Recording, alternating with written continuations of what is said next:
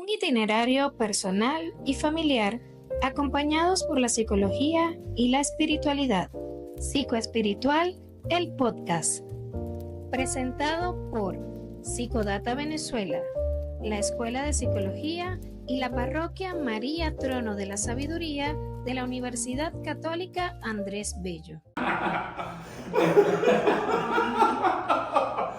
Mira, aquí nos estamos riendo de cómo ha pasado este tiempo tan rápido, ¿eh? Ya estamos del primer domingo después de la Navidad.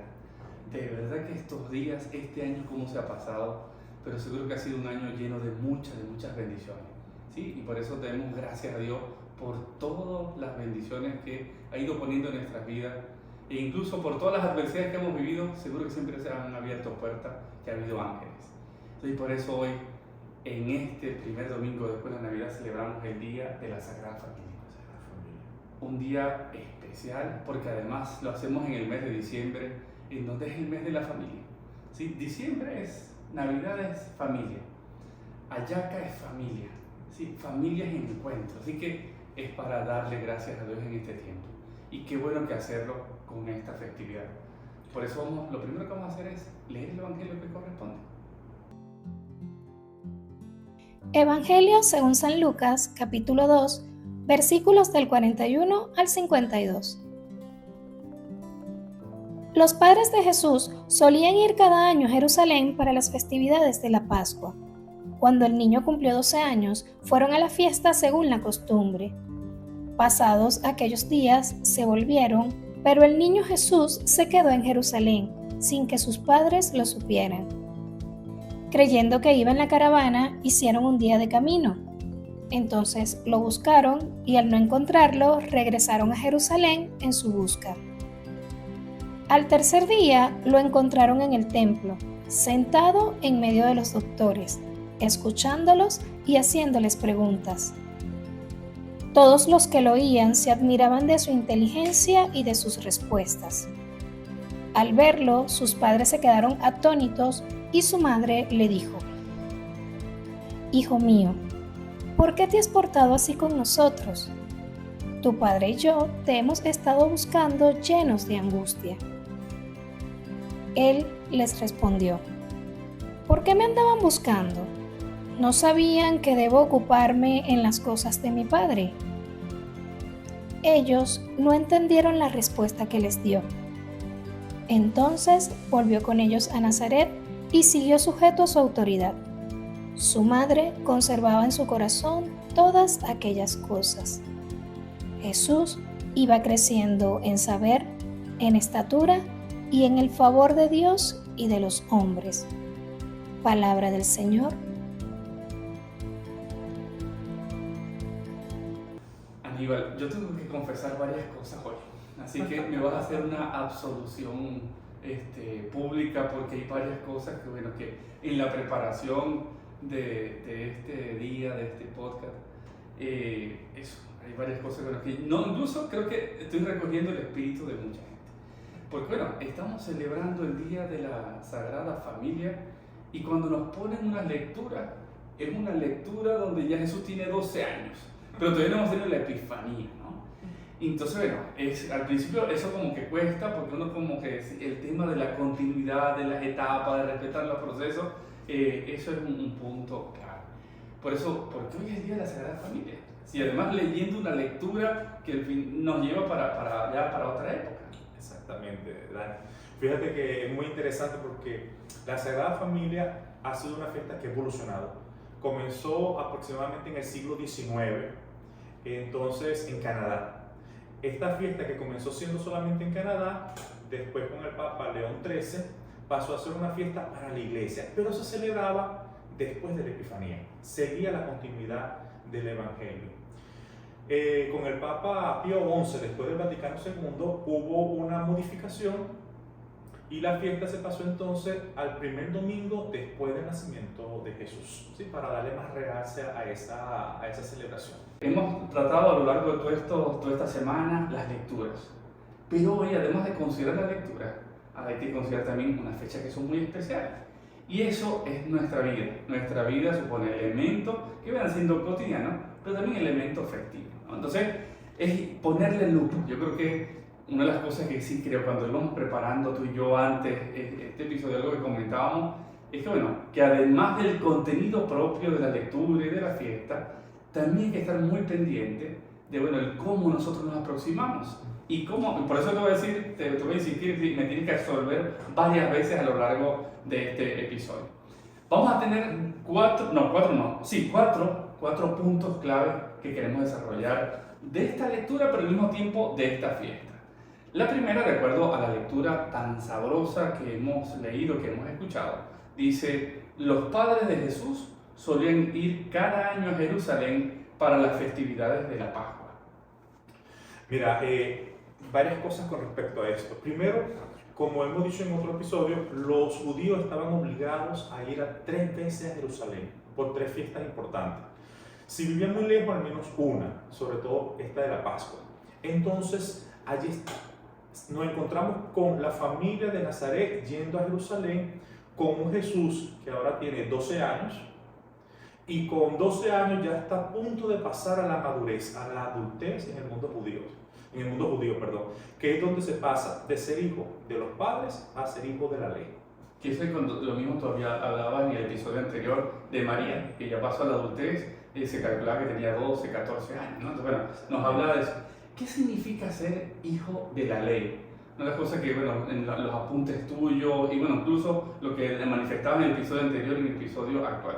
¿Qué significa pasar eso, de ser hijo de los progenitores a hijo de la ley?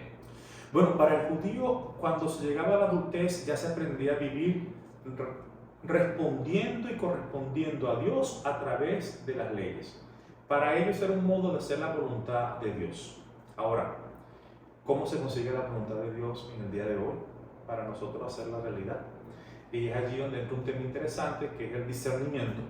Pero bueno, después haremos unos capítulos, unos episodios especiales para hablar un poquito del discernimiento. Que supone, en primer lugar, lo que sí podemos insistir es esa capacidad para no hacer que la vida nos pase por delante, sino esa capacidad para ir saboreando, viendo cada uno de los elementos.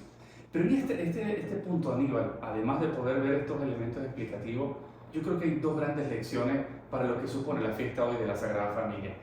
En primer lugar, es la necesidad que tenemos como familia de llevar a esos procesos personales y familiares tan íntimos, que son tan necesarios y que a veces le huimos muchísimo.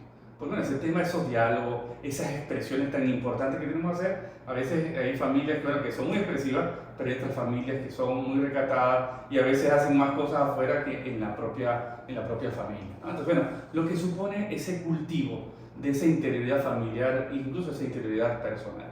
Pero también otro elemento que es el tema de poder acudir a esta fiesta, esa capacidad de que como familia no estamos solos y que no podemos vivir aislados como familia, sino esa capacidad social, ese encuentro, que al final ahorita estamos hablando mucho del tema de lo sinodal, precisamente es en el fondo hacer referencia a encuentro, a salir de mí mismo, de mi núcleo, poder también encontrarnos y poder disfrutar, poder enfrentar, poder también vivir las adversidades, lo que eso supone también es esa riqueza. Entonces creo que es una de las invitaciones como familia, cultivar la interioridad, cultivar el hogar, pero también que es un hogar abierto socialmente, porque si no, nos vamos aislando y nos vamos haciendo unos bichos muy raros. Sigamos avanzando. El punto 2 dice, creyendo que iban en la caravana, hicieron un día de camino. Ahí porfa explícame, porque incluso aquí quiero hacer una confesión pública que pido la absolución. Esta es una lectura que confieso que me cuesta mucho, me ha costado mucho. Gracias a Dios uno va abriéndose, ¿no? ¿Por qué? Porque en esta, primero el tema de la reacción de Jesús, que es lo que vamos a ver más adelante, pero en esta uno ve una familia, ¿cómo se les va a perder el hijo? ¿Sí? Que además que tiene 12 años, ¿sí? Para uno en este momento eso es inconcebible, ¿no? ¿Cómo es eso que al final uno dice, esto es como una familia disfuncional? Si uno que eso, estamos trabajando el día de la familia, entonces, ¿qué es eso? Que al final descuidado, ¿no? Esa es lo primero que me viene. Entonces, explícanos un poco, ¿qué es eso de ir en caravana y que al final se le pudo haber perdido el hijo? Sí, hay como varios niveles. El primer nivel es que la Biblia no se puede tomar como un libro histórico, en el sentido como lo entendemos hoy. historiografía, sino la Biblia es una catequesis y ahí es donde tenemos que profundizar. ¿Qué nos está queriendo decir el autor? Ahora bien, para saber qué nos dice el autor, a veces tenemos que recurrir a algunos elementos históricos para entender mejor. ¿Qué pasaba en ese tiempo con las caravanas? Estos viajes, posiblemente de Nazaret a Jerusalén, tuvo que ser un viaje de aproximadamente una semana. Pero iban las grandes familias junto con otras haciendo el recorrido. ¿Y qué ocurre en las caravanas? Los niños iban caminando por un lado, a veces los hombres por otro lado, las mujeres por otro lado, se reunían para comer y así hacían un día, 2 días de camino. Posiblemente en las noches se recogía la familia más nuclear para dormir. Y por eso tal vez María y José, pensando que Jesús lo ven que comienza el camino, piensan que tal vez, posiblemente pensaron que el niño estaba con algún familiar o con los otros niños ya a punto de ser adultos, y cuando en la noche se van a encontrar para estar como núcleo, ya Jesús no está con ellos. Entonces, claro, posiblemente es complicado a veces aproximarnos a la Biblia sin algunos elementos de la cultura porque podemos cometer alguna falta por anacronismo. Sí, y yo creo que esa es una de las lecciones un poco que asumamos al comienzo de este podcast, de este episodio, y es cómo poder estar como muy pendientes de nuestros esquemas, de nuestros modos culturales, porque fácilmente podemos etiquetar, fácilmente incluso eso, por eso una de las cosas que ustedes como biblistas nos insisten mucho de que ser literales, ¿sí? Y para poder estudiar Biblia, para poder estudiar diferentes episodios, eso hay que ver todo el bagaje cultural que hay, ¿no? Entonces yo creo que la gran lección que tenemos incluso, no solamente para entender el texto, sino incluso como familia, es bueno, cómo primero darte cuenta qué es lo que está pasando, esa capacidad para poder escuchar a la gente, pero reitero, no desde los prejuicios. Entonces, un elemento clave también como familia que nos permite ver desde la diversidad cultural, pero también desde las historias que también se van dando personalmente y que no lo sabemos todo. Pero bueno, obviamente a veces encontrarnos con cosas que no queremos nos da mucho miedo, ¿no? Bueno, es pedirle a ese Dios de la vida eso, desde el discernimiento, ¿sí? Hasta darnos, Señor, la capacidad para poder escuchar. Pero una escucha genuina, una escucha que nos permita aproximarnos y de verdad entender qué es lo que está pasando con el otro. La tercer punto, que lo que primero que me venía es, este muchacho sí es grosero. Tengo que darle 3 cachetadas diciendo, pues la pregunta es, ¿por qué me andaban buscando? ¿No saben que debo ocuparme en las cosas de mi padre? Yo me imagino el pobre José, la pobre María, no sé qué es el tema de la búsqueda y que al final salga, que lo que digo, por eso cuidado con el anacronismo, Dani, cuidado con no entender lo cultural y sobre todo cuidado con no entender esa simbología catequética y teológica, ¿no? Por eso a mí la primera reacción que me surge es eso, ¿qué pasa ante eso? Si es el tema de la Sagrada Familia, ¿cómo se va a poner una lectura así de modelo familiar donde la mujer entonces descuidan al hijo y el hijo cuando lo encuentra le va a responder así? Ya vimos la primera parte del tema de por qué las caravanas. Bueno, ¿por qué esta respuesta? Y bueno, ¿cómo podemos entenderla? Sí, mira, como catequesis o a nivel teológico yo tendría 2 cosas que me gustaría compartir contigo hoy. Lo primero es, posiblemente teológicamente allí el reproche de Jesús no es porque le buscan, sino cómo le buscan. Y ahí la pregunta, ¿cómo la familia va buscando a Dios como familia? Y lo segundo es que fue un día de camino, en la noche se percatan que Jesús no está, un día de regreso, el segundo día, y al tercer día encuentran a Jesús. Entonces posiblemente nos está dando un dato que podemos relacionar con la resurrección al tercer día. Entonces, bueno, ¿cómo encontramos a Dios resucitado en el día a día, en nuestras familias, en nuestros contextos? Y una de las cosas cuando Aníbal iba leyendo, un poco a ver algunos análisis exegéticos para poder tener como más elementos acá, yo recuerdo que, bueno, sigo como que en shock por dentro cuando iba revisando todo esto, decía un exégeta, sí, cuidado con hacer análisis psicológicos, sí, porque no hay análisis psicológico que esto valga. Y por eso sí el tema de ni psicologizar la vida, ni espiritualizar la vida. Entonces yo creo que una de las grandes lecciones que aquí aparece es el tema de cómo nos aproximamos, ¿sí? Yo creo que uno de los puntos clave en este Día de la Sagrada Familia es cómo yo me aproximo a mis hijos, cómo yo me aproximo a mi madre, pero yo cómo incluso me aproximo a cómo en mis vinculaciones, en las amistades, ¿no? Esa capacidad otra vez, esa capacidad para poder nosotros incluso respirar profundo, aguantar, porque los miedos, porque el no poder controlar las cosas, lo que nos lleva más bien es ponerle a otra persona todo lo que uno tiene, ¿no? Entonces esa capacidad para poder recibir como un elemento clave. Y otra cosa que me ha encantado lo que has dicho, como ese símbolo tan importante, el tema de la resurrección, que eso supone la Navidad. La Navidad es resurrección. Y es el tema de lo que hemos vivido y que hablamos en el episodio anterior, de ese sentido del pesebre, es decir, cómo en medio del estiércol, en medio de las condiciones más duras, siempre puede imponerse la vida.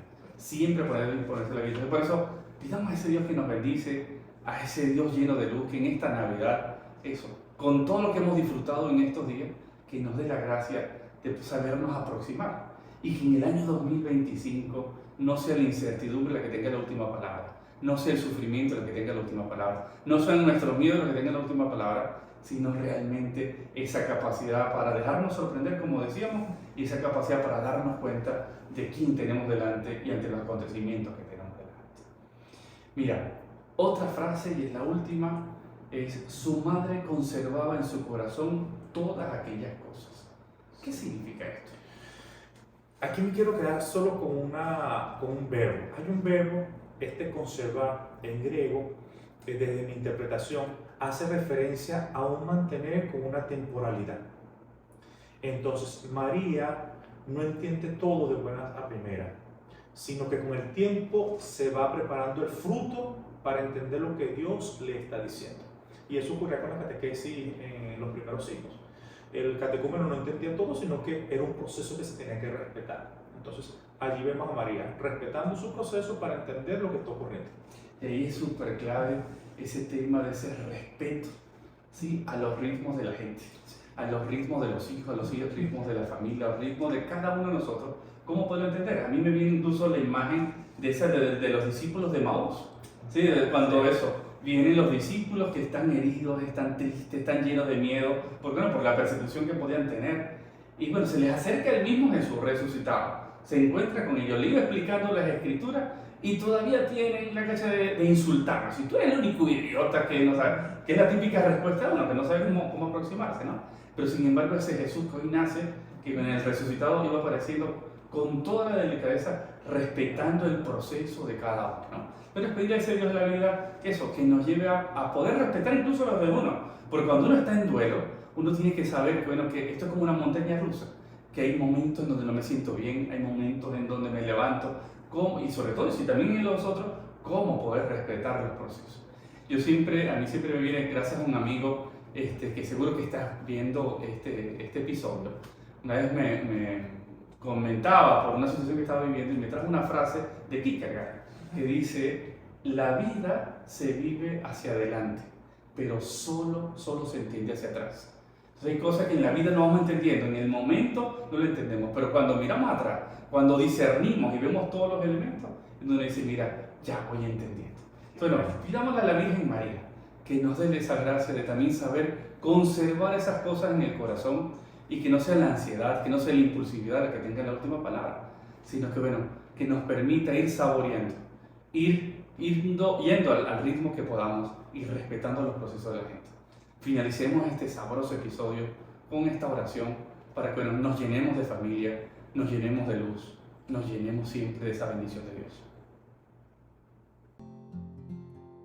Oh Dios de la vida, fuente de todo amor y de unión familiar, te damos gracias infinitas por el regalo de la Sagrada Familia. En Belén, la luz divina brilló en las sombras de un pesebre, anunciando la vida, la esperanza y la resiliencia. Te pedimos, Señor, que la paz y la unión que reinaban en ese humilde hogar se derramen sobre cada una de nuestras familias, especialmente en estos días de preparación para un año nuevo. Que la Sagrada Familia sea nuestro faro en medio de las incertidumbres, infundiéndonos fortaleza, creatividad y sabiduría para enfrentar los desafíos que se presenten. Ayúdanos a construir hogares donde reine el amor, la comprensión y el respeto mutuo, y donde cada miembro se sienta valorado y amado. Te pedimos, Señor, que bendigas a todas las familias, especialmente a las que más lo necesitan, las que sufren, las que tienen a sus hijos en las cárceles, las que están divididas y las que buscan un nuevo comienzo. Que la Sagrada Familia sea nuestra guía y nuestro fundamento, para que podamos caminar unidos en cada paso que demos en el nuevo año 2025. Amén.